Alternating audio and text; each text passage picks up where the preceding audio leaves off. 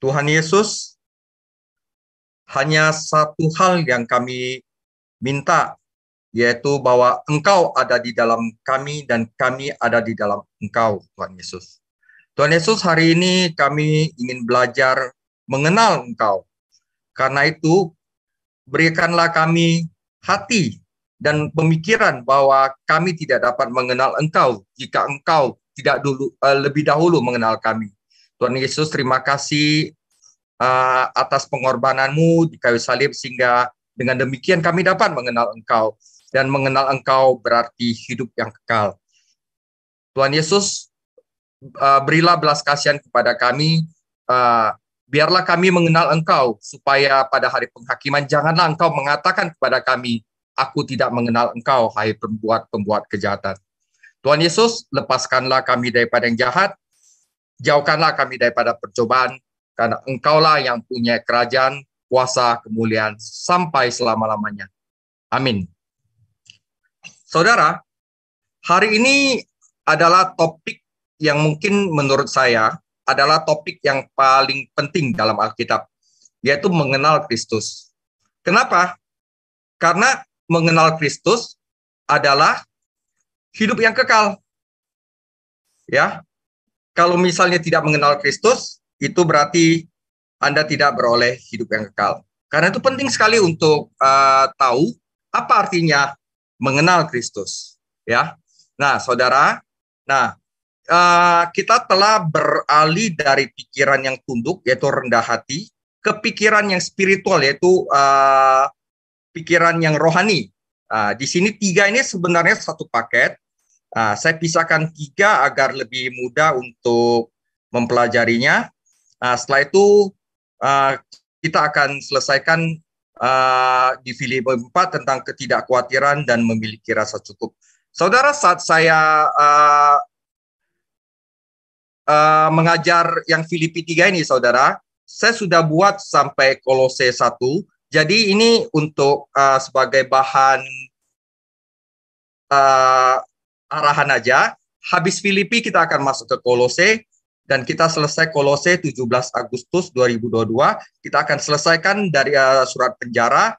Habis itu kita akan masuk ke dalam Tesalonika. Tesalonika kita akan habiskan sampai 16 November 2022. Tesalonika ini seru sekali, adalah bagaimana kita membentuk gereja dari bayi, remaja, pemuda, sampai mempelai untuk pengharapan Tuhan Yesus datang kembali. Jadi sampai akhir tahun dari bidang pengajaran telah memberikan kurikulum, yaitu habis Filipi kita akan masuk ke Kolose, setelah itu Tesalonika. Nah, dengan demikian kita sudah ada kurikulum sampai akhir tahun ini. Saya mulai Filipi 3 ayat 1 sampai 11. Saudara, keadaan dan orang dapat merampas sukacita kita. Tetapi begitu juga hal-hal, saudara. Seperti kemuliaan, saudara, jabatan, harta, status sosial, agama.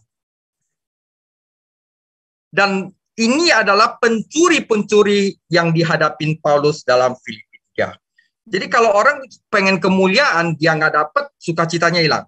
Pengen harta, nggak dapat, sukacitanya hilang. Pengen status sosial tapi dia tidak dapat, sukacitanya hilang. Ini adalah pencuri-pencuri pikiran rohani, saudara. Nah, penting untuk melihat secara keseluruhan di Filipi 3 ini, sebelum kita memeriksanya secara terperinci. Jadi mungkin yang berikut adalah garis besar yang akan membantu. Jadi saya pecah Filipi 3 ini menjadi 3, yaitu Filipi 1 ayat 11, 12 sampai 16, 17 sampai 21. Ini mengenai masa lalu Paulus, di mana dia berhitung, saudara. Berhitung cuan atau nggak cuan, untung rugi. Dia hitung apa yang dia dapat dari dunia ini, yaitu jabatan, harta, kemuliaan, dan dia bandingkan kepada Kristus. Dia dapatkan bahwa mengenal Kristus itu jauh lebih beruntung. Karena itu nanti di Filipi 3 bagian kedua, dia mempunyai semangat baru untuk memenangkan pertandingan, saudara. Dan yang terakhir, bagaimana dia melihat visi baru karena nama dia tercatat di surga. Jadi yang kita pelajari hari ini adalah bagaimana Paulus berhitung Dia bandingkan kemuliaan jabatan, harta, status sosial, dan agama dia sebelumnya dengan satu aja, mengenal Yesus. Oke, saudara. Nah, kata kunci dalam Filipi 3 ayat 1-11 adalah menghitung keuntungan dan kerugian. Jadi pedagang, saudara, ya. Jadi auditor, ya. Dalam bahasa Yunani, dua kata berbeda digunakan, tetapi ide dasarnya sama. Mengevaluasi, menguji, dan menilai hidup ini. Jadi hidup yang tidak diuji tidak layak untuk dijalani. Jadi cuman kita jalani hidup kita gitu aja. Tiba-tiba mati tanpa tahu nilai hidup kita apa, itu tidak layak dijalani. Tapi kita harus tahu kita hidup itu untuk apa, saudara. Ya. Namun hanya sedikit orang yang duduk untuk menimbang dengan serius nilai-nilai yang mengendalikan keputusan dan arah mereka. Banyak orang dewasa ini adalah budak dari sesuatu, saudara. Budak dari kemuliaan, budak dari uang, budak dari segalanya. Dan sebagai akibatnya, tidak mengalami sukacita Kristen yang sejati. Jadi, untuk mendapatkan sukacita Kristen sejati, kita harus lepas dari segala sesuatu. Ya, bukan lepas maksudnya tidak mempunyai, saudara, tetapi tidak dikendalikan oleh, kita boleh punya uang, tetapi jangan dikendalikan oleh uang. Kita boleh dihargai, tapi jangan dikendalikan, harus dihargai. Ya, jadi istilahnya di sini bukan tidak memiliki, tapi jangan kita sendiri jadi dikendalikan oleh sesuatu. Itu merampas sukacita. Ya, dalam kasus Paulus, hal-hal yang dia jalani sebelum dia mengenal Kristus tampaknya sangat terpuji. Kehidupan yang agamawi, ketaatan pada hukum, pembelaan agama nenek moyangnya, tetapi tidak satu pun dari hal-hal ini memuaskannya dan memberinya penerimaan di hadapan Tuhan. Seperti kebanyakan orang beragama saat ini, Paulus memiliki moralitas yang cukup untuk menjauhkannya dari masalah dunia, tetapi jauh dari cukup untuk membawanya ke surga, saudara. Bukan hal-hal buruk yang menjauhkan Paulus dari Tuhan Yesus, tetapi hal-hal yang baik, saudara. Paulus harus kehilangan agamanya untuk menemukan keselamatan. Jadi suatu hari, Saulus dari Tarsus bertemu Tuhan Yesus di tengah jalan Damaskus yang telah bangkit. Dan pada hari itu, nilai-nilai Saulus berubah. Ketika Saulus membuka pikirannya untuk mengevaluasi kekayaannya, dia menemukan bahwa selain Yesus Kristus, semua yang dia jalani hanyalah sampah, saudara. Nah, karena itu, di bagian ini, Paulus menjelaskan di bagian ini bahwa hanya ada dua jenis kebenaran atau kekayaan rohani. Pertama adalah kebenaran dari pekerjaan agamawi yang merupakan kebenaran palsu, saudara. Ayat 1-6. Dan yang kedua adalah kebenaran dari iman kepada Tuhan Yesus. Ini adalah kebenaran sejati. Dan hanya kebenaran dari iman kepada Tuhan Yesus yang dapat diterima oleh Allah, saudara. Jadi jelas.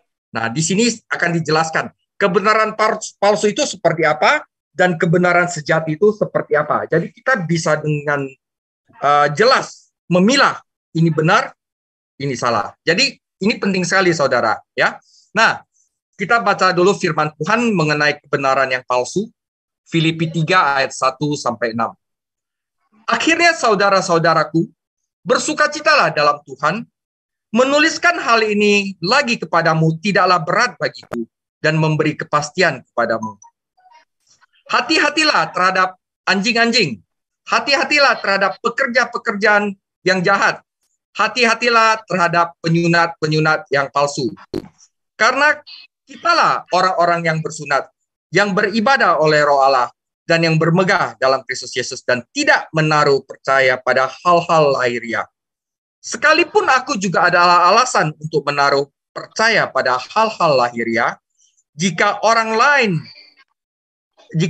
lain menyangka dapat menaruh percaya pada hal-hal lahiriah, aku lebih lagi.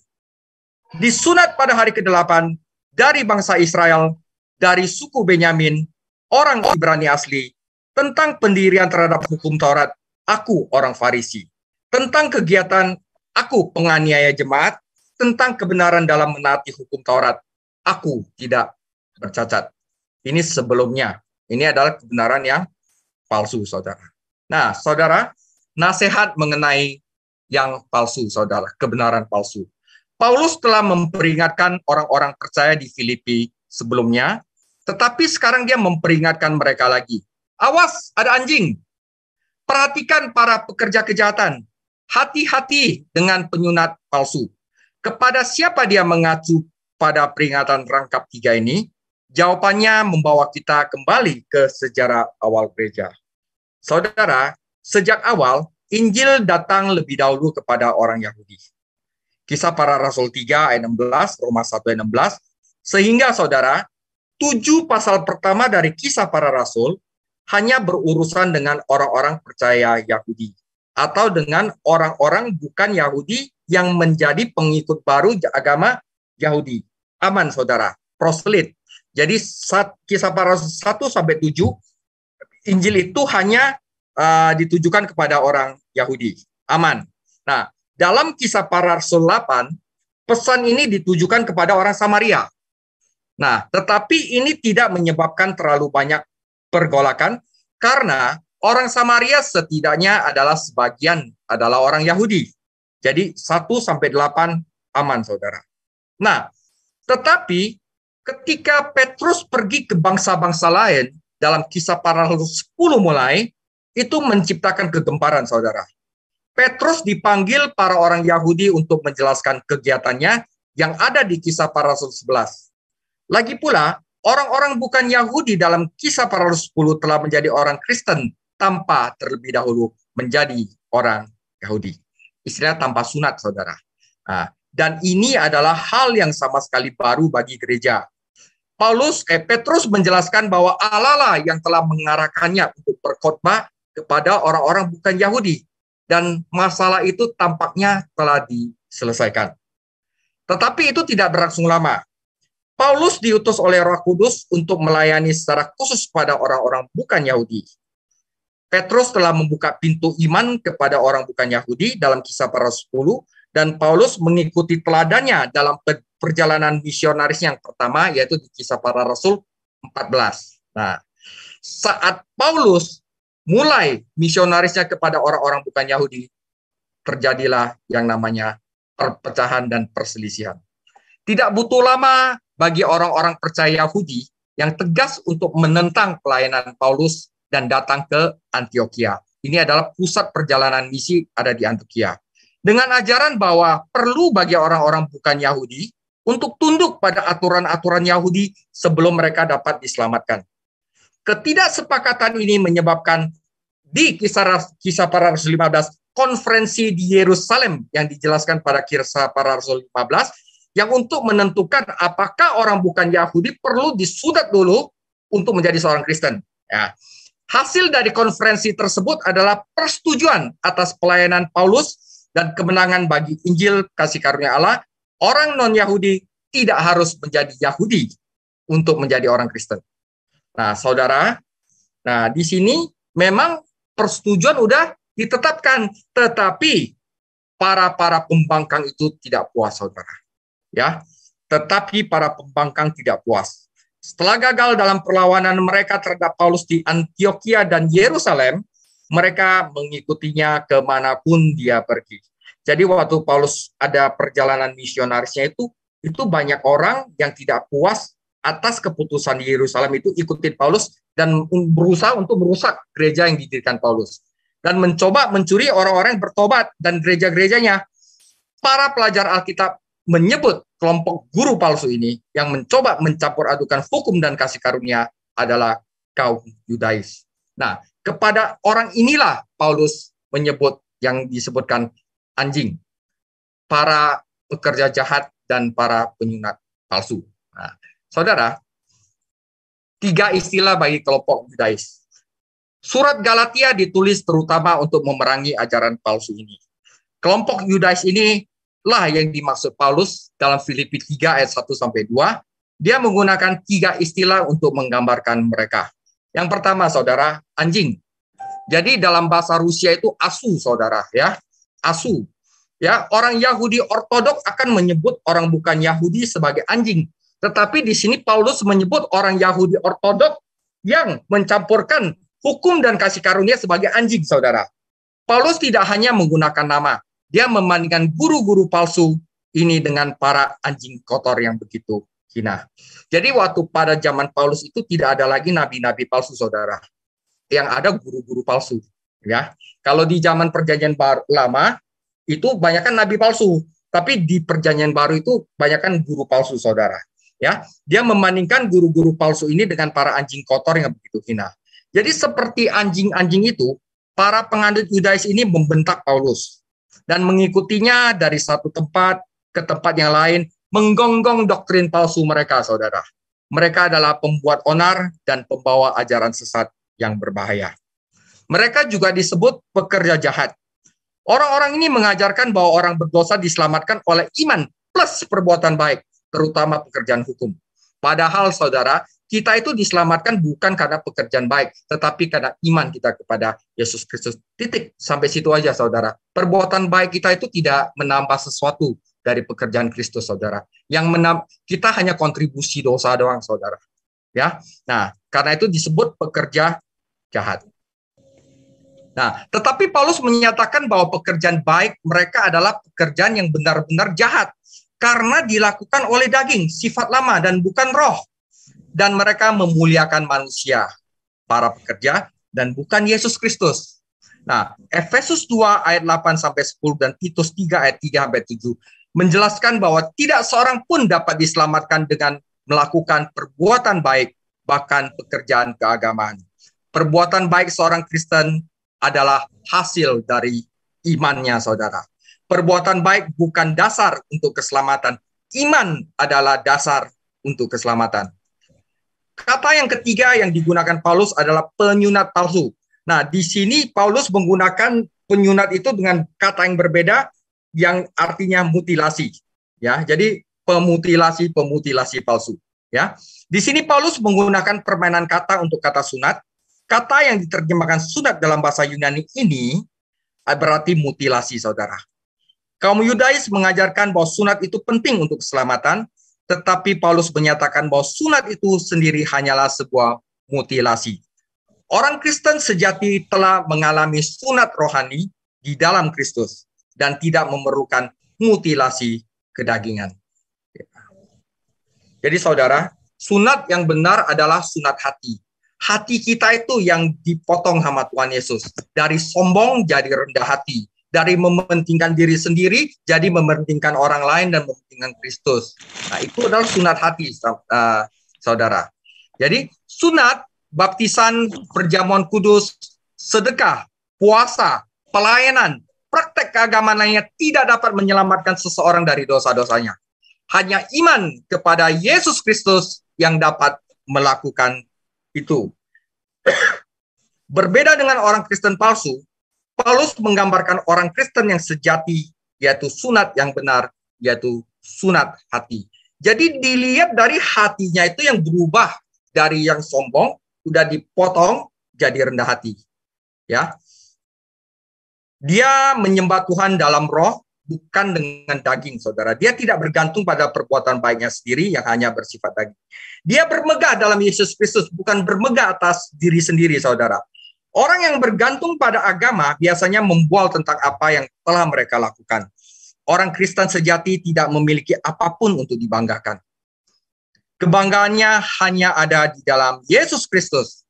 Dalam Lukas 18 ayat 9-14, Yesus memberikan sebuah perumpamaan yang menggambarkan dua sikap yang berlawanan ini, saudara. Yaitu gini, doa orang Farisi yang Tuhan Yesus, saya orang Farisi, untung saya bukan seperti pemungut cukai itu, yang berdosa, yang begini, saya puasa, saya menjalankan agama. Nah, itu adalah bersifat daging. Tetapi orang pemungut cukai itu, Tuhan Yesus, saya tidak berani memandang Engkau, saya berdosa, Tuhan Yesus kasihanilah aku. Nah, itu adalah sunat hati, saudara, sunat yang benar. Nah, nanti baca sendiri dalam Lukas 18 ayat 9-14. Nah, saudara, orang yang sunat benar, dia tidak memiliki kepercayaan pada daging. Filosofi agama populer saat ini adalah Tuhan membantu mereka yang membantu diri mereka sendiri. Itu juga populer di zaman Paulus, dan hari ini sama salahnya seperti dulu. Dengan daging yang Paulus maksudkan adalah kodrat lama yang kita terima saat lahir, yaitu Adam, saudara. Sombong manusia, tetapi Roh Kudus datang, dia sunat hatinya jadi rendah hati. pelan-pelan jadi rendah hati. Itu dimaksud dengan sunat hati. Tidak ada yang baik untuk dikatakan tentang daging.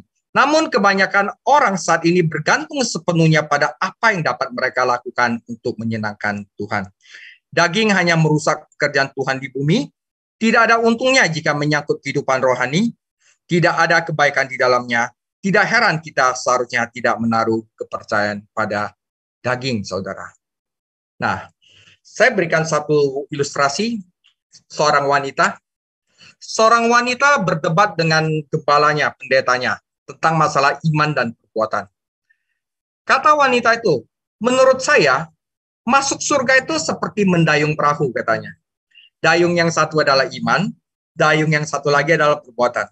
Jika Anda menggunakan keduanya, Anda akan sampai. Namun jika Anda menggunakan iman saja, Anda akan berputar-putar. Nah, ini adalah mereka adalah wanita yang menggunakan ilustrasi yang tidak seimbang, yang tidak salah. Inappropriate illustration, saudara. Nah, pendeta itu jawab kepada wanita itu, hanya ada satu hal yang salah dengan ilustrasi Anda, jawab pendeta. Tidak ada yang bisa pergi ke surga dengan perahu dayung. Nah, saudara, hanya ada satu pekerjaan baik yang dapat membawa orang berdosa ke surga, yaitu pekerjaan Kristus yang telah selesai di kayu salib. Yohanes 19 ayat 30. Yohanes 19 ayat 30, sesudah Yesus meminum anggur asam itu, berkatalah ia, sudah selesai. Tetelestai, artinya apa? Selesai. Hutang dosa manusia sudah aku bayar. Selesai. Lalu ia menundukkan kepala dan menyerahkan nyawanya. Hutang kita terhadap Allah itu tidak bisa terbayarkan. Hanya pengorbanan Yesus di kayu salib yang bisa membayar hutang kita kepada Allah. Karena itu, kita tidak bisa bermegah pada perbuatan kita. Hanya pekerjaan Kristus yang telah selesai di kayu salib yang dapat membayar dosa kita dan membawa kita kepada keselamatan. Nah, ayat 4-6 ini mengenai contoh kehidupan lama Paulus. Paulus tidak berbicara dari contoh orang lain. Dia secara pribadi mengetahui kesia-siaan mencoba mencapai keselamatan melalui perbuatan baik. Oke, sebagai seorang murid muda, dia telah duduk di kaki Gamaliel, seorang rabi yang terkenal. Karirnya sebagai pemimpin agama Yahudi adalah karir yang menjanjikan. Namun, Paulus menyerahkan semuanya, melepaskan semuanya untuk menjadi anggota yang dibenci, yaitu sekte Kristen. Saat itu namanya sekte Kristen dan pengkhotbah Injil. Sebenarnya kaum Yahudi Yudais itu berkompromi untuk menghindari penganiayaan. Sementara Paulus setia pada pesan kasih karunia Kristus dan akhirnya menderita penganiayaan. Jadi dalam bagian autobiografi yang instan ini, Paulus memeriksa kehidupannya sendiri. Dia menjadi auditor yang membuka pikirannya untuk berhitung untung rugi apa yang dia miliki. Dan dia menemukan bahwa dia rugi besar, saudara. Nah, hubungan Paulus dengan bangsa. Dia dilahirkan dalam keluarga Ibrani, Yahudi murni, saudara. Dan masuk ke dalam hubungan perjanjian ketika dia disunat. Dia bukan seorang proselyt. Proselyt itu orang yang bukan Yahudi yang masuk ke dalam agama Yahudi dengan sunat, saudara. Juga bukan keturunan Ismail, putra Abraham yang lain. Atau Esau, putra Ishak yang lain.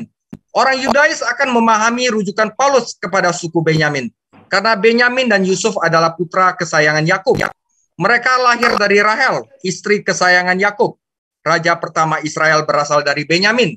Dan suku kecil ini setia kepada Daud selama pemberontakan di bawah Absalom. Warisan alami Paulus adalah sesuatu yang sangat bisa dibanggakan. Ketika diukur dengan standar agamawi, ia lulus dengan predikat cum laude, saudara. Hubungan Paulus dengan hukum, tentang pendiriannya terhadap hukum Taurat, seorang Farisi, ia melakukan kebenaran yang ada di dalam hukum Taurat, ia tidak bercacat, saudara. Bagi orang-orang Yahudi pada zaman Paulus, seorang Farisi telah mencapai puncak pengalaman religius, cita-cita tertinggi yang dapat dicapai oleh seorang Yahudi, yaitu masuk ke dalam seorang Farisi. Jika ada yang ingin pergi ke surga pada zaman itu adalah orang Farisi. Dia berpegang pada doktrin ortodok dan berusaha memenuhi kewajiban agama dengan setia.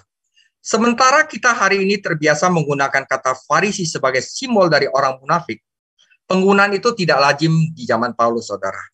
Diukur dengan kebenaran hukum, Paulus tidak bercacat. Dia memelihara hukum dan tradisi dengan sempurna. Tetapi itu tidak cukup untuk percaya pada kebenaran. Seorang Farisi juga harus menentang kebohongan. Jihad, saudara. Paulus membela iman ortodoknya dengan menganiaya para pengikut. Penipu itu yaitu Yesus. Menurut agama Farisi waktu itu, saudara. Ya, dia membantu merajam Stefanus, seorang guru yang menjadi martir pertama, saudara. Dan setelah itu dia memimpin serangan terhadap pengikut Kristus secara umum. Bahkan di tahun-tahun berikutnya, Paulus mengakui perannya dalam menganiaya jemaat Kristus. Seorang Yahudi dapat membanggakan warisan darahnya sendiri. Beberapa orang Yahudi bisa membanggakan kesetiaan mereka kepada agama Yahudi. Tetapi Paulus dapat membanggakan hal-hal demikian ditambah semangatnya dalam menganiaya gereja. Pada titik ini kita mungkin bertanya, bagaimana orang yang tulus, yang berintegritas seperti Saulus dari Tarsus bisa begitu salah? Jawabannya adalah dia menggunakan tongkat pengukur yang salah, saudara. Ya, jangan pakai tolak ukur manusia. Saudara, seperti pengusaha muda yang kaya, saya tidak berzina, saya tidak membunuh, saya tidak menipu, saya hormat orang tua, saya melakukan puasa, saya melakukan keagamaan. Tetapi waktu Yesus tanya, jualah semua, ikutlah aku. Dia menolak dan Tuhan Yesus bilang, sungguh sukar orang kaya untuk masuk dalam kerajaan surga. Dan orang-orang Farisi dalam perumahan Kristus. Saulus dari Tarsus melihat keluar, bukan ke dalam. Dia membandingkan dirinya dengan standar yang ditetapkan oleh manusia, bukan oleh Tuhan. Sejauh mematuhi secara lahiriah tuntutan hukum yang bersangkutan, Paulus berhasil, tetapi dia tidak berhenti untuk mempertimbangkan dosa-dosa batin yang dia lakukan. Jadi di dalam khotbah di bukit, Yesus menjelaskan bahwa ada sikap dan hasrat yang berdosa, serta tindakan yang berdosa. Ketika dia melihat dirinya sendiri dan melihat orang lain, Saulus dari Tarsus menganggap dirinya benar. Tetapi suatu hari dia melihat dirinya dibandingkan kepada Yesus Kristus. Saat itulah dia mengubah evaluasi dan nilai-nilainya dan meninggalkan pekerjaan kebenaran palsu demi kebenaran Yesus Kristus, saudara. Oke? Nah, itu adalah kebenaran palsu, ya, pekerjaan agamawi, bandinginya dengan moral manusia, tetapi bukan dengan Yesus Kristus. Ada orang bilang, saya berbuat baik, udah pastilah saya masuk surga lah. Saya nggak sedikit pun itu. Ya, kalau kamu tidak beriman kepada Yesus Kristus, ya, itu adalah tolak ukur Alkitab. Kamu tidak akan diselamatkan. Nah, jadi bagaimana kita bisa diselamatkan, sekali lagi, adalah hanya dengan iman kepada Yesus Kristus. Bukan dengan perbuatan kita. Nah, saudara, ini adalah kebenaran yang benar. Tetapi apa yang dahulu merupakan keuntungan bagiku, sekarang kuanggap rugi karena Kristus. Malahan segala sesuatu kuanggap rugi karena pengenalan akan Kristus Yesus Tuhanku lebih mulia daripada semuanya. Oleh karena dialah aku telah melepaskan semuanya itu dan menganggapnya sampah, supaya aku memperoleh Kristus. Jadi kalau dia tidak lepaskan, dia tidak memperoleh Kristus, saudara. Dan berada di dalam dia, bukan dengan kebenaranku sendiri karena mentaati hukum Taurat, melainkan dengan kebenaran karena kepercayaan kepada Kristus, yaitu kebenaran yang Allah anugerahkan berdasarkan kepercayaan. Ini kata-kata mutiara saya, yang kukendaki ialah mengenal dia, dan kuasa kebangkitannya, dan persekutuan dalam penderitaannya, di mana aku menjadi serupa dengan dia dalam kematiannya, supaya aku akhirnya beroleh kebangkitan dari antara orang mati, saudara. Ini adalah kebenaran yang datang dari iman. Kebenaran yang benar, saudara. Ya, ketika Paulus bertemu dengan Yesus Kristus yang bangkit di jalan Damaskus, dia mempercayainya dan menjadi anak Allah. Itu adalah mujizat seketika dari kasih karunia Allah, jenis yang masih terjadi hari ini kapanpun orang berdosa mau mengakui kebutuhan mereka dan berpaling pada juru selamat dengan iman, saudara. Ketika Paulus bertemu Kristus, dia menyadari betapa sia-sianya perbuatan baiknya dan betapa berdosanya klaim kebenarannya. Sebuah transaksi yang luar biasa terjadi. Paulus kehilangan semuanya, agamanya, statusnya, kemuliaannya, hartanya, bangsanya, tetapi dia memperoleh lebih banyak daripada kehilangannya, yaitu mendapatkan Yesus Kristus. Kerugian Paulus. Pertama-tama dia kehilangan apapun yang menjadi keuntungan baginya secara pribadi selain Tuhan Yesus.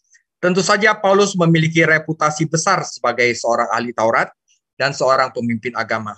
Dia bangga dengan warisan Yahudi dan prestasi keagamannya. Semua hal ini berharga baginya. Dia bisa mendapatkan untung dari mereka. Dia tentu punya banyak teman yang dapat mengagumi semangatnya. Dipuji orang, saudara. Dia sudah sampai level tertinggi dari orang Yahudi, saudara.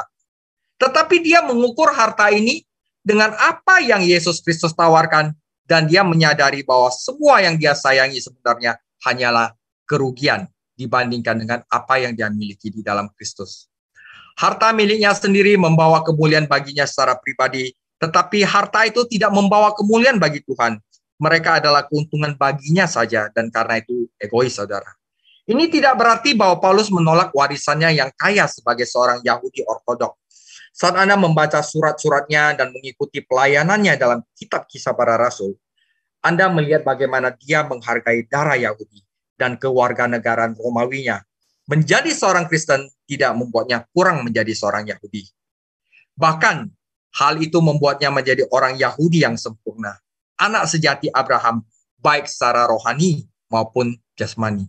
Ia juga tidak menurunkan standar moralitasnya karena ia melihat kedangkalan agama Farisi. Dia menerima standar hidup yang lebih tinggi, yaitu menyesuaikan diri dengan Yesus Kristus. Ketika seorang menjadi Kristen, Tuhan menghilangkan yang buruk, saudara. Tetapi dia juga memberikan yang baik dan menjadikannya lebih baik, dan lebih baik lagi. Gunungan Paulus, sekali lagi kita diingatkan akan kata-kata Jim Elliot. Bukanlah seorang yang bodoh yang dapat melepaskan apa yang tidak dapat disimpannya, ya, untuk memperoleh apa yang tidak dapat hilang darinya. Inilah yang dialami Paulus. Ia kehilangan agama dan reputasinya, tetapi ia memperoleh jauh lebih banyak, yaitu pengenalan akan Tuhan Yesus, saudara. Saudara, kekristenan adalah Kristus. Ini berarti lebih dari sekedar pengetahuan tentang Kristus, karena Paulus memiliki informasi sejarah semacam itu sebelum dia diselamatkan. Saudara, untuk mengenal Kristus, topik kita hari ini mengenal Kristus, bukan mengenal dari luar, saudara. Bukan seperti saya mengenal Pak Min sebagai gembala saya dari luar. Bukan, saudara. Mengenal Kristus berarti memiliki hubungan intim dengan dia melalui iman. Pengalaman inilah yang Yesus sebutkan dalam Yohanes 17 ayat 3. Anda dan saya tahu tentang banyak orang, tetapi bahkan orang-orang yang hidup berabad-abad yang lalu, tetapi secara pribadi kami tahu sangat sedikit. Kekristenan adalah Kristus, keselamatan adalah mengenal dia secara pribadi, saudara. Nanti saya akan jelaskan kata mengenal ini, saudara. Kata mengenal ini dalam sekali, bukan hanya kayak saya kenal siapa, tapi ini benar-benar kenal sampai ke dalam-dalamnya, saudara. Ya, kebenaran Kristus, kebenaran adalah tujuan besar kehidupan Paulus ketika dia masih seorang Farisi. Tetapi itu adalah kebenaran diri sendiri, standar manusia, saudara. Kebenaran perbuatan yang tidak pernah benar-benar dia capai. Tetapi ketika Paulus mempercayai Yesus Kristus, ia kehilangan kebenaran dirinya sendiri dan memperoleh kebenaran Kristus.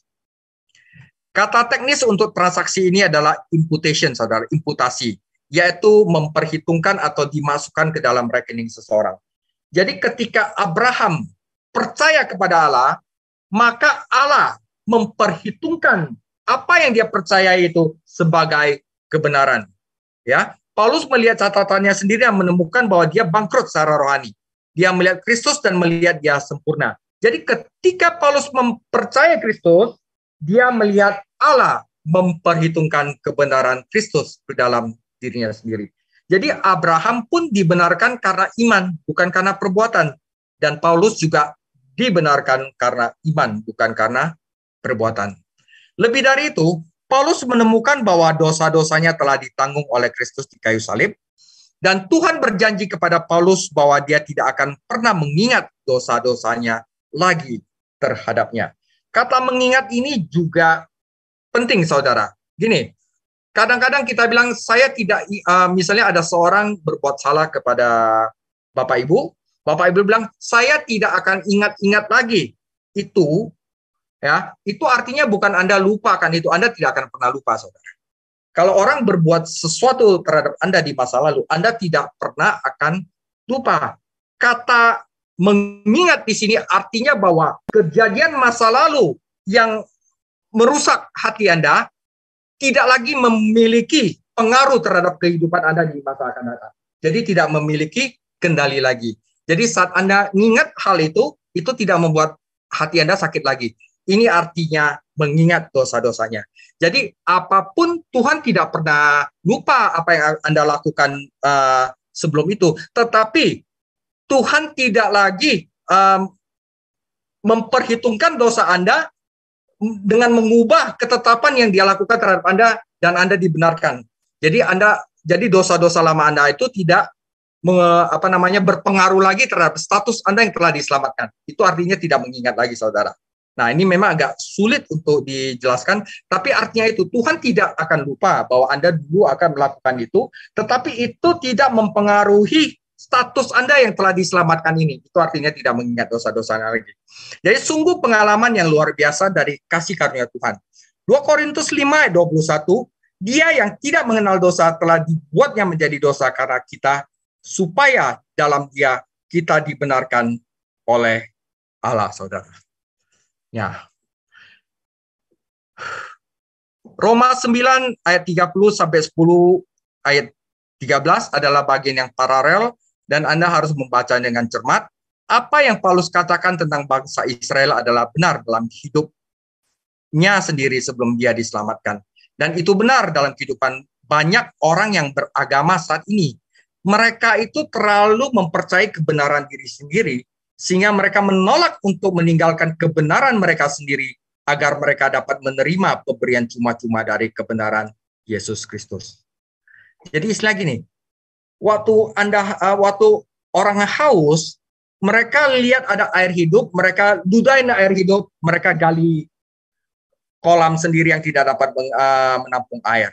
Nah, banyak orang beragama bahkan tidak mau mengakui bahwa mereka sebenarnya membutuhkan juru selamat, membutuhkan kebenaran. Seperti Saulus dari Tarsus, mereka mengukur diri mereka sendiri atau dengan standar hukum Taurat dan mereka gagal masuk melihat ke dalam dosa. Karena apa, saudara? Mereka mengukur diri dengan standar hukum Taurat karena keindahan hukum yang sangat mengerikan, saudara. Nanti itu ada pembahasannya lain kali, saudara. Keindahan hukum yang mengerikan. Paulus harus meninggalkan agamanya untuk menerima kebenaran, tetapi dia tidak menganggapnya sebagai pengorbanan. Dia menganggapnya sebagai keuntungan, saudara. Nah, saya bacakan beberapa ayat dari Roma 9 sampai 10. Jika demikian, apakah yang hendak kita katakan? Ini, bahwa bangsa-bangsa lain yang tidak mengejar kebenaran telah memperoleh kebenaran, yaitu kebenaran karena iman. Tetapi bahwa Israel sungguh pun mengejar hukum yang akan mendatangkan kebenaran, tidaklah sampai kepada hukum. Mengapa tidak? Karena Israel mengejarnya bukan karena iman, tetapi karena perbuatan. Mereka tersandung pada batu sandungan. Saudara-saudaraku, keinginan hatiku dan doaku kepada Tuhan ialah supaya mereka diselamatkan. Sebab aku dapat memberi kesaksian tentang mereka bahwa sebenarnya mereka sungguh-sungguh giat untuk Allah, tetapi tanpa pengertian yang benar. Sebab oleh karena mereka tidak mengenal kebenaran Allah dan oleh karena mereka berusaha untuk mendirikan kebenaran mereka sendiri, maka mereka tidak takluk kepada kebenaran Allah. Jadi, iman timbul dari pendengaran dan pendengaran firman Kristus. Saudara, saya mulai bagian teknikal. Kemarin saya sudah sharing di rumah doa, tapi saya perlu sharing sekali lagi, karena kalau 2 kali itu biasa lebih nempel, saudara ya. Saudara, ini artinya mengenal Kristus, saudara. Yang ku kehendaki ialah mengenal dia, mengenal Yesus, dan kuasa kebangkitannya, dan persekutuan dalam penderitanya, di mana aku menjadi serupa dengan dia dalam kematiannya, supaya aku akhirnya beroleh kebangkitan dari antara orang mati. Saudara, kata kai di sini atau dan di sini, ya, itu adalah exegetical. Jadi artinya apa? Bahwa kuasa kebangkitan dan persekutuan penderitanya adalah penjelasan tambahan dari kata mengenal dia. Jadi kata mengenal dia, ya, dijelaskan lagi oleh Paulus, ada dua hal untuk mengenal dia, yaitu mengenal kuasa kebangkitannya dan mengenal persekutuan dalam penderitanya. Jadi kai sebagai exegetial yang berarti Paulus memberikan dua penjelasan tentang apa artinya mengenal Kristus, yaitu kita mengenal kuasa kebangkitannya dan persekutuan dalam penderitanya. Jadi yang kukehendaki ialah mengenal Kristus, dijelaskan lebih lanjut mengenal kuasa kebangkitannya, mengenal persekutuan penderitaannya dengan cara apa? Dengan menjadi serupa dengan kematiannya, dan hasil dari mengenal Kristus, result adalah supaya aku beroleh kebangkitan dari antara orang mati. Jadi mengenal Kristus itu artinya kita memperoleh kebangkitan dari antara orang mati. Pas dengan kata-kata Yesus pada Yohanes 17 ayat 3 bahwa inilah hidup yang kekal, bahwa bahwa mereka mengenal engkau satu-satunya Allah yang benar dan mengenal Yesus Kristus yang engkau utus. Jadi hidup yang kekal adalah mengenal Kristus. Nah, kata mengenal ini bukan artinya saya tahu siapa. Jadi bukannya kalau misal tahu, iblis pun tahu Yesus Kristus adalah Allah dan gemetar. Itu ada di Yakobus. Mengenal di sini mempunyai arti bahwa kita mempunyai hubungan intim sama Tuhan Yesus. Hubungan intim itu dalam bahasa Yunani artinya bersetubuh, saudara, ya. Mengenal adalah hubungan intim bersetubuh. Jadi bukan kenal begitu aja, tetapi bahwa Yesus Kristus ada di dalam kita dan kita ada di dalam Yesus Kristus. Seperti hubungan intim, saudara. Ada sesuatu yang masuk ke dalam wanita, dan wanita itu menerima sesuatu yang ada di dalam pria.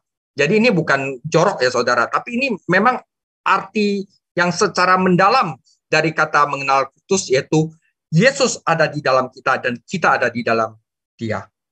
Bukan mengenal, oh saya tahu Yesus, saya percaya Yesus ada kok. Itu bukan mengenal. Itu setan pun mengenal dan gemetar. Tapi bahwa kita bisa merasakan apa yang Kristus alami. Dia menderita, kita bisa alami. Dengan gitu kita bisa mengenal dia, saudara. Kuasa kebangkitannya, kita menjadi kayak bergairah. Kita memuji Tuhan. Kita bisa bagaimana kita turut menderita untuk mengabarkan Injil. Seperti yang Kristus lakukan. Itu artinya mengenal dia. Karena kita menjadi satu dengan apa yang waktu dia hidup waktu itu. Katanya ini adalah ginosko, to come to know, recognize, perceive, to intimate. Berhubungan intim, saudara. Nah, kata ginosko ini ada di beberapa ayat di Alkitab. Kata Maria kepada malaikat itu, bagaimana hal itu mungkin terjadi? Karena aku belum ginosko, bersetubuh, saudara. Tetapi tidak bersetubuh dengan dia sampai ia melahirkan anaknya laki-laki dan Yusuf menamakan dia Yesus. Jadi kata bersetubuh ini ginosko, dan ini juga penting, saudara. Pada waktu itulah aku akan berterus terang kepada mereka, kata Yesus, aku tidak pernah mengenal kamu. Jadi orang-orang yang berbuat mujizat, orang-orang yang mengatakan bahwa saya sudah mengusir setan atas nama Yesus, waktu Yesus katakan saya tidak mengenal engkau, artinya bahwa Yesus itu tidak ada di dalam orang itu. Istilahnya apa? Orang itu tidak ada Roh Kudus di dalamnya. Maksudnya Yesus tidak ada di dalam dia. Mereka hanya mengenal Yesus secara pengetahuan, secara tahu aja, saudara. Ya, saudara. Jadi itu artinya ginosko, bahwa Yesus ada Roh Kudus di dalam kita. Kalau Roh Kudus ada di dalam kita, berarti kita adalah milik Kristus. Kalau enggak, kita bukan milik Kristus. Gitu. Nah, saudara. Jadi mengenal dia adalah persatuan dengan Kristus. Karena itu setiap perjamuan kudus itu kita diperingatkan, inilah tubuhku. Ya, untuk mengingat aku, saudara. Jadi mengingat bahwa kita sama Yesus telah bersatu, saudara. Mengenal dia adalah persatuan dengan Kristus. Tujuan utama adalah mengenal dia dalam pengalaman kasihnya yang semakin mendalam. memberikan pengetahuan batin tentang Dia yang hanya dapat terwujud dalam persatuan dengan Dia. Mengenal kuasa yang dimiliki oleh kebangkitan Kristus adalah pengalaman hidup yang baru dan kudus yang sepenuhnya yang diberikan Kristus yang bangkit melalui Roh Kudus di dalam diri orang percaya. Roh Kudus itu bisa melakukan segalanya. Dia memberi hidup, metrai, mempersatukan, mengarahkan kita kepada Alkitab, memberikan kita bisa melayani dengan berkhotbah, menyembuhkan orang sakit. Nah, itu semua kalau nggak ada Roh Kudus di dalam kita, kita tidak bisa lakukan. Itu adalah kuasa kebangkitannya, saudara. Nah, mengenal persekutuan dalam penderitanya adalah dibuat seperti Yesus bahkan dalam kematian. Jadi seperti Kristus, dunia akan menolak kita. Tetapi kita akan mengalami sukacita di dalam Kristus dan kita harus mati bagi dosa setiap hari bagi Dia. Dan sebagai akibatnya, Paulus tahu bahwa dalam dagingnya dia tidak mampu mempertahankan pengejaran seperti itu. Jadi dia perlu terus percaya kepada Kristus dan itu adalah mencapai kebangkitan dari kematian. Saudara, ya. Persatuan dengan Kristus, ketika dia menjadi seorang Kristen, itu bukanlah akhir dari Paulus, tetapi permulaan, saudara. Pengalamannya dengan Kristus yang begitu luar biasa sehingga mengubah hidupnya. Dan pengalaman ini berlanjut di tahun-tahun berikutnya, itu adalah pengalaman pribadi, yaitu agar aku mengenal Dia. Ketika Paulus berjalan bersama Kristus, berdoa, mempelajari firman-Nya, menaati kehendak-Nya, dan memuliakan namanya, itu adalah Paulus berintim sama Yesus. Ketika dia hidup di bawah hukum, yang dimiliki Paulus adalah seperangkat aturan, saudara. Tetapi sekarang dia telah memiliki seorang mempelai laki-laki, seorang guru, seorang sahabat tetap. Mengenal Kristus juga merupakan pengalaman yang penuh kuasa, ya, kuasa kebangkitannya. Ketika kuasa kebangkitan Kristus mulai bekerja dalam kehidupan Paulus, yaitu Kristus hidup di dalam aku, ya. Baca Efesus 1 ayat 16-23 dan Efesus 3 ayat 13-21 untuk mengerti tentang kuasa kebangkitan Kristus dan apa yang dapat dilakukannya dalam hidup Anda. Oke. Persekutuan dengan penderitanya, saudara. Jadi Yesus waktu di bumi, dia disangkal oleh murid utamanya. Dia dikhianati oleh Yudas. Dia tidak dipercaya oleh keluarganya. Orang-orang dunia ingin menyalibkannya. Nah, itu juga akan terjadi kepada kita yang menjadi seperti Kristus. Dunia akan membenci kita. Paulus tahu bahwa menderita bagi Kristus adalah hak istimewa. Faktanya, penderitaan telah menjadi bagian dari pengalamannya sejak awal. Jadi saudara, saat kita bertumbuh dalam pengetahuan kita tentang Kristus dan pengalaman kita akan kuasanya, saudara, kita mulai berkuasa dengan kuasa Roh Kudus, kita akan berada di bawah serangan musuh. Dunia akan membenci Anda, saudara. Karena berjalan bersama Kristus juga merupakan pengalaman yang dalam, dijadikan serupa dengan kematiannya. Paulus hidup untuk Kristus karena dia mati untuk dirinya sendiri. Hasil dari mengenal Kristus adalah kebangkitan dari orang mati. Yohanes 17 ayat 3, inilah hidup yang kekal, yaitu bahwa mereka mengenal ginosko engkau satu-satunya Allah yang benar, dan ginosko mengenal Yesus Kristus yang telah engkau utus, yaitu menjadi satu dengan Yesus Kristus yang telah engkau utus. Tujuan hidup Rasul Paulus, untuknya dia mengorbankan segalanya, saudara. Bangsa, agama, status, kehormatan, kenyamanan, dan kehidupan itu sendiri hanya agar dia mengenal Kristus. Perhatikan bahwa ini bukan doa Paulus sebagai orang yang belum bertobat, saudara. Agar dia mengenal Kristus dan dengan demikian diselamatkan karena ia mengikuti yang sebelumnya permohonan agar ia dapat memperoleh Kristus dan ditemukan di dalam Dia. Ini adalah keinginan orang yang telah diselamatkan, yang menikmati keyakinan bahwa dosa-dosanya telah diampuni dan bahwa ia ada di dalam Kristus. Itu hanya manusia yang telah dilahirkan kembali dan diselamatkan yang dapat merasakan keinginan agar aku mengenal Dia. Apakah Anda heran bahwa orang yang diselamatkan harus memiliki keinginan seperti itu? Nah, saudara, sebagai penutup, ya, Paulus yang diselamatkan hanya ingin mengenal Kristus sehingga memperoleh jauh lebih banyak daripada kerugiannya. Faktanya, keuntungannya begitu memuaskan sehingga Paulus menganggap semua hal lainnya hanyalah sampah, saudara. Tidak heran dia bersukacita. Hidupnya tidak bergantung lagi pada hal-hal murah dari dunia, tetapi pada nilai-nilai kekal yang ditemukan di dalam Kristus Yesus. Paulus memiliki pikiran rohani dan melihat hal-hal duniawi dari sudut pandang surga. Orang-orang yang hidup untuk hal-hal duniawi tidak pernah benar-benar bahagia, saudara. Karena mereka harus terus-menerus melindungi harta mereka dan khawatir agar tidak kehilangan nilainya. Tidaklah demikian halnya dengan orang percaya dengan pikiran rohani.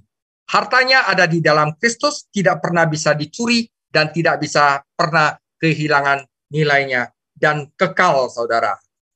Mungkin sekarang adalah saat yang tepat bagi Anda untuk mengevaluasi dalam hidup Anda.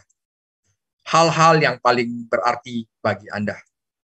Waktu kita belajar pengkhotbah, Salomo mengevaluasi kekayaannya, kemuliaannya, bahkan istrinya, dan dia menganggapnya sia-sia, segalanya sia-sia. Ya, dan Paulus berkata semuanya adalah sampah hanya untuk memperoleh Kristus. Karena itu memperoleh Kristus, mengenal Kristus adalah hal yang paling penting di dalam dunia ini, saudara. Maukah Anda mengenal dia lebih lanjut, mengenal kuasa kebangkitannya, dan partisipasi dalam penderitanya? Saudara, demikian sharing saya. Tuhan Yesus memberkati. Minggu depan adalah sukacita dalam memenangkan pertandingan. Biar kita dapat mahkota, ada 5 hal, saudara, untuk memenangkan pertandingan. Akan dibahas pada minggu berikutnya. Tuhan Yesus memberkati, saudara. Haleluya. Mari kita beri kemuliaan untuk Tuhan Yesus. Saya percaya kita semua diberkati. Hari ini kita dapat sesuatu yang sangat penting dalam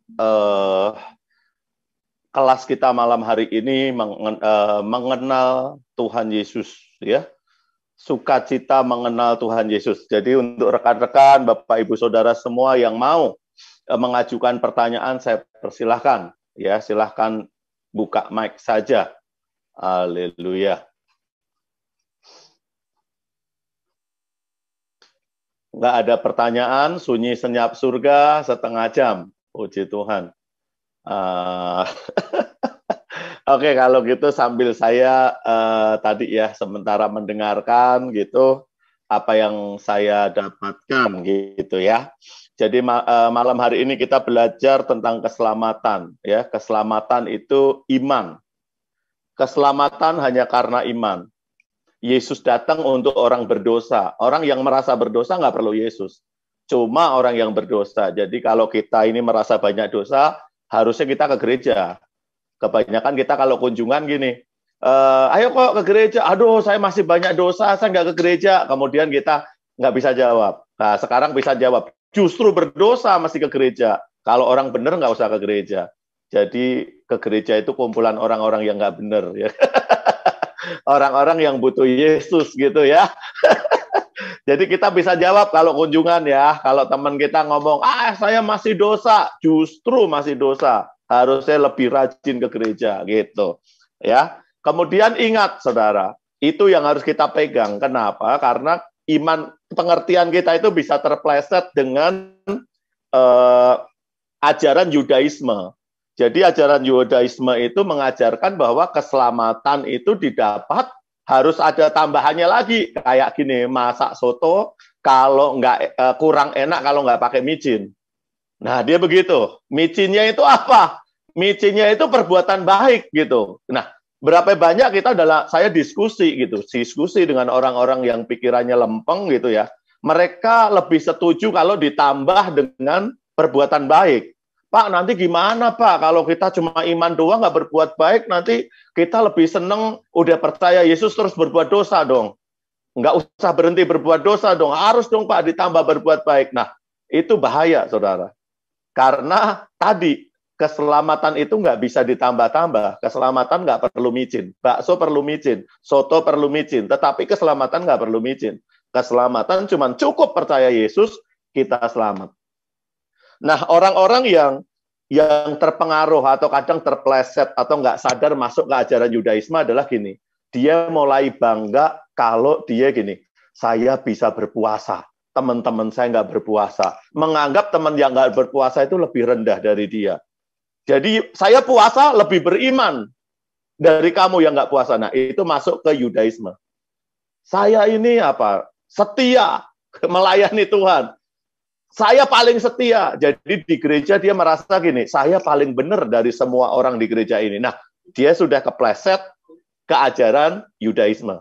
Karena sebenarnya gini, waktu kita percaya bahwa keselamatan itu karena iman, waktu kita bisa berpuasa, kita bisa melayani, lebih setia dengan yang lain, kita harus berbuah dengan apa? Kerendahan hati. Karena selanjutnya akan ngomong dengan sunat. Sunat daging udah nggak penting. Yang penting adalah sunat hati. Tadi Lause tekankan di situ ya. Saya waktu mendengar itu, iya benar. Ini yang harus menjadi kita kasih garis merah. Jadi sunat hati itu penting.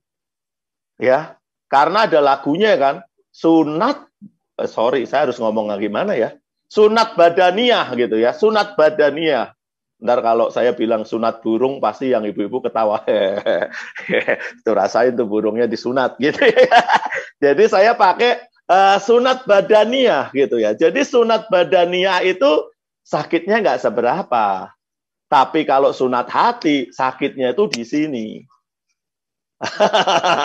Pernah ngerasain gitu kan? Aduh, hati saya sakit, hati saya dikecewakan, hati saya aduh gitu ya, sakit sekali.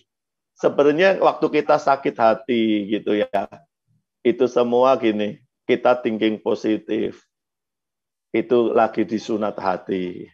Kita naikkan ucapan syukur aja sama Tuhan. Ya, bahkan kalau kita bisa gitu, kita bisa berdoa untuk orang-orang yang menyakiti hati kita. Kita memberkati mereka, itu luar biasa. Ya, kayaknya yang gini, yang bisa begini pendeta doang. Enggak, kok Akian juga bisa. Saya lihat kok Akian suka memberkati musuh-musuhnya, ya kan. Enggak cuma kok Akian, kita semua bisa. Amin ya. Itu kan mau atau enggak. Tetapi gini, kemarin dari Selasa saya sharing tentang doa. Tetaplah berdoa. Itu sebenarnya maksudnya ini.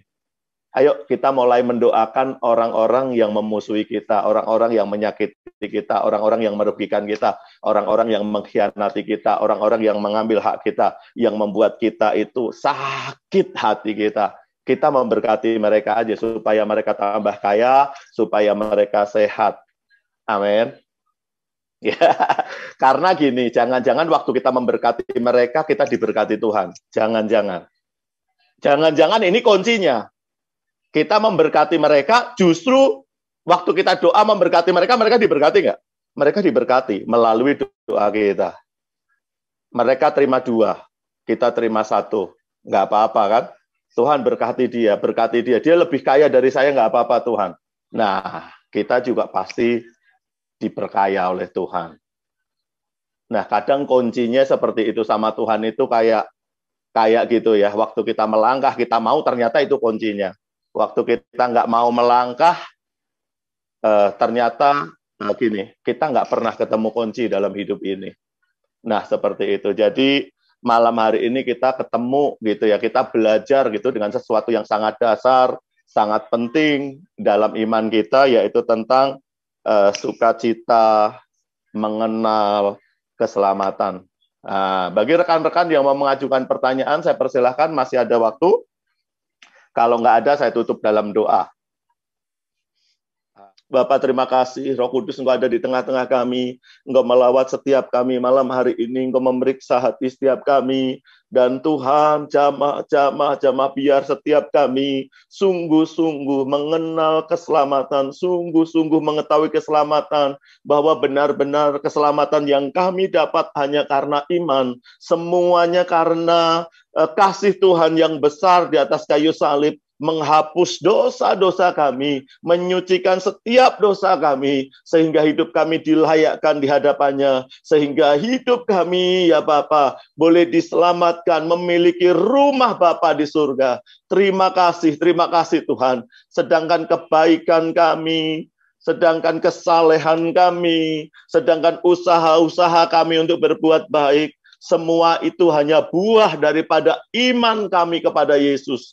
Terima kasih Tuhan, terima kasih. Kami bersyukur buat Roh Kudus yang menolong kami, yang menopang kami, sehingga sampai malam hari ini, kondisi kami, keadaan kami tetap baik-baik saja. Engkau memelihara kami. Terlebih malam hari ini Engkau perlengkapi kami dengan pengetahuan bahwa ya Tuhan, kasih-Mu besar, kasih-Mu sangat dalam, kasih-Mu tak terbandingkan ya Tuhan, karena Engkau mencintai kami dan Engkau menyelamatkan hidup kami. Terima kasih dan Engkau melawat setiap kami ya Bapa malam hari ini, setiap kami yang ragu-ragu, setiap kami yang ada di lembah penentuan. Tuhan lawat setiap kami, yakinkan setiap kami, supaya hidup kami sungguh-sungguh mengasihi Tuhan, mengenal Tuhan sungguh-sungguh, mendedikasikan hidup kami hanya untuk kemuliaan Tuhan. Dan kami tahu Tuhan, kami tahu Engkau Bapa kami yang sangat mencintai kami. Engkau melihat setiap keberadaan kami malam hari ini. Tuhan lawat, Tuhan jamah, yang lemah Tuhan kuatkan, yang sakit Tuhan sembuhkan. Setiap kami yang dalam kondisi membutuhkan pekerjaan, Tuhan beri pekerjaan. Yang sedang kekurangan, Tuhan Engkau menopang setiap kami, Engkau mencukupkan setiap keperluan kami. Setiap kekhawatiran kami, ketakutan kami, Tuhan Engkau tenangkan. Ya Tuhan, terima kasih Tuhan, terima kasih Bapa, terima kasih. Dan malam hari ini juga kami berdoa untuk Lause ya Tuhan, Pastor David Chang yang telah memberkati kami, mengajar kami. Mari kita arahkan tangan kita kepada Lause dan kami serahkan Pastor David Chang ke dalam tangan kasih karunia-Mu. Tuhan berkati Pastor David Chang dengan kekuatan dan kesehatan yang sempurna. Tuhan berkati istri dan anak-anaknya. Tuhan berkati pekerjaannya, Tuhan berkati pelayanannya, dan biarlah melalui hamba-Mu ini ya Tuhan, nama-Mu terus ditinggikan, banyak jiwa dikuatkan, banyak jiwa diselamatkan melalui pelayanan hamba-Mu Pastor David Chang. Terima kasih Bapak, terima kasih. Dan kalau sebentar ya Tuhan, kami mau akhiri rumah doa malam hari ini. Tidak lupa kami juga berdoa buat Tante Poco yang sedang perjalanan menuju ke Singapura. Juga kami serahkan ke dalam tangan-Mu. Tutup bungkus Tante Poco dengan kuasa darah Yesus. Jauhkan dari segala virus-virus yang ada. Tuhan jauhkan. Biar Tuhan Tante Poco berada dengan sempurna, berada dalam perlindungan-Mu yang kuat, yang luar biasa. Dan pulang dan perginya Tuhan tutup bungkus dengan kuasa darah Yesus, biar Tante Poco boleh ke Singapura, balik lagi ke Indonesia tanpa kekurangan suatu apa. Terima kasih Bapak, terima kasih. Dan kami mau akhiri ya Tuhan, pengacara kelas kami malam hari ini dengan berkat yang daripada Engkau. Mari Bapak Ibu, Saudara kasih Tuhan Yesus, angkat kedua tanganmu di hadapan Tuhan. Kekasih Kristus, kita akhiri kelas kita, pengajaran kita malam hari ini, Bible Study kita malam hari ini. Terimalah berkat yang berlimpah-limpah, kemenangan demi kemenangan daripada Allah Bapa kita di surga, anugerah yang sempurna di dalam anaknya Tuhan Yesus Kristus, serta persekutuan yang erat Roh Kudus menyertai-Mu dari saat ini sampai Maranatha. Mari kita semua yang dikasihi dan diberkati oleh Tuhan Yesus Kristus, kita katakan, amin. Tuhan Yesus memberkati.